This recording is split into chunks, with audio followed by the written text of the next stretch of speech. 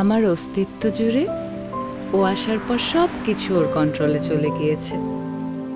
আমি কখন ঘুমাবো, কখন খাবো, কখন ওর সাথে চুপি চুপি গল্প করব, সব কিছু এখন ওর কন্ট্রোলে।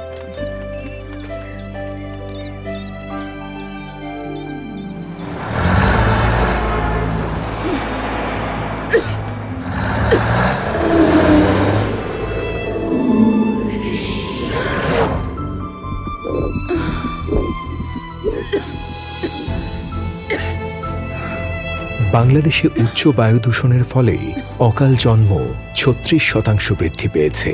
এই ভয়াবহ পরিস্থিতি বদলাতে পারে আমাদের সচেতনতা।